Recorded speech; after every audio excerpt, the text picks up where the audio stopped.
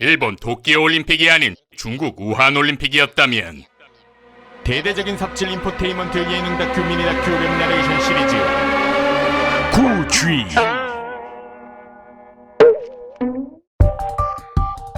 2021년 7월 23일 개막하는 도쿄올림픽을 두고 일본 국민의 시선은 여전히 차갑기만 하다. 이미 경기장 다 지어놓고 2020년 개최를 1년이나 연기했는데도 불구하고 코로나19 확진자가 연일 폭발적으로 발생하고 있는 시점에서 일본 정부는 굳이 여론과 국민으로부터 욕처먹어가면서 도쿄올림픽을 강행하는 이유가 무엇일까? 올해 초에 실시한 전국 전화 여론조사에 따르면 일본 국민의 80%, 즉 5명 중 4명이 도쿄올림픽 자체를 중지하거나 재연기해야 한다고 생각하는 것으로 나왔는데, 그럼에도 불구하고 현 정부인 스가 정권은 도쿄올림픽 개최를 밀어붙여 왔었다. 그로 인해 최근 스가 정권의 지지율이 31%까지 떡락했고, 7월 4일에 진행된 도쿄도의회 선거에서 여당의 과반수 확보 실패로 쓰라린 패배를 맛보고도 정신을 차리지 못하고, 그 와중에 또 유관중 올림픽 개최를 추진한다고 배짱을 부려서 있는 비난 없는 비난을 다 받고 있었다고 하는데, 그럼 도대체 왜 일본 정부는 이렇게 욕먹을 일을 계속하는 것일까?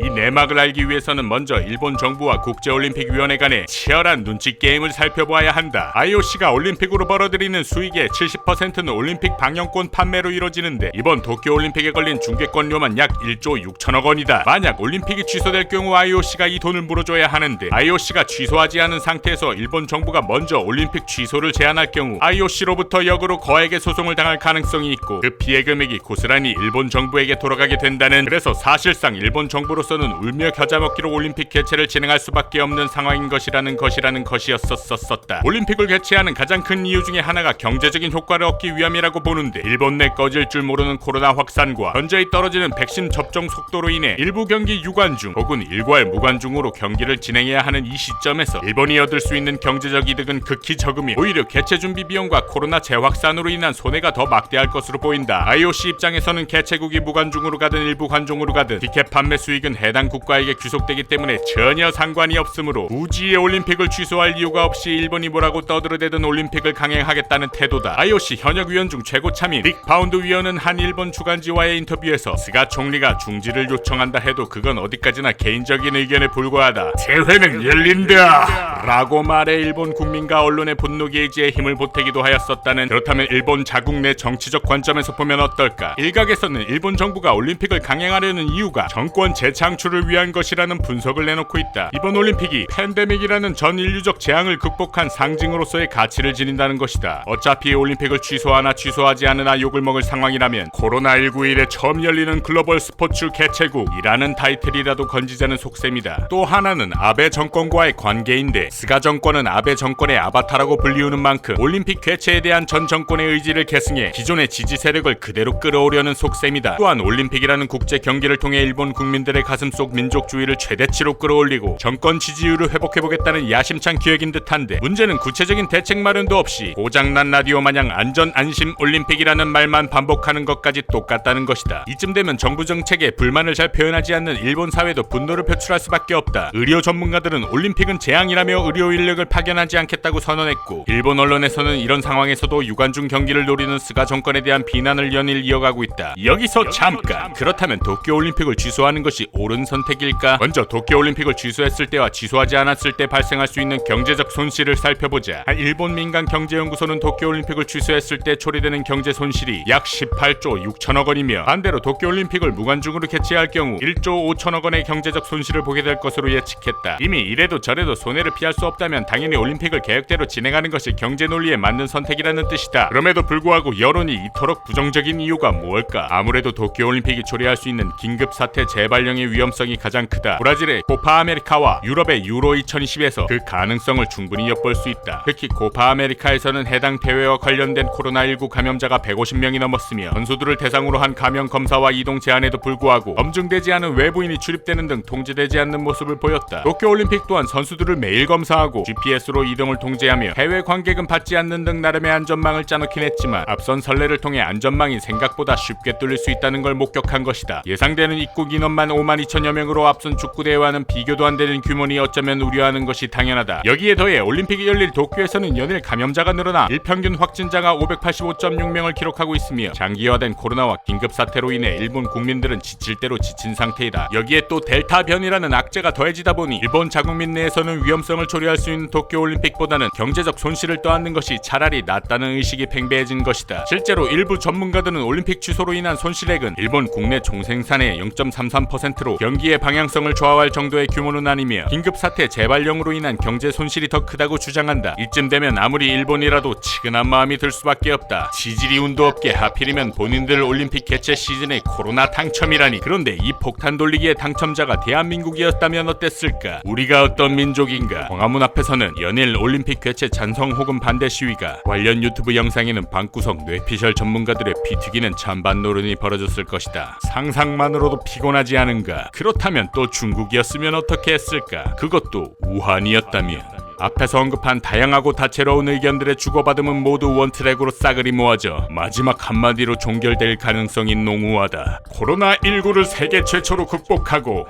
새로운 시대를 열어 세계 인류에게 희망을 전파할 중국 우한 올림픽.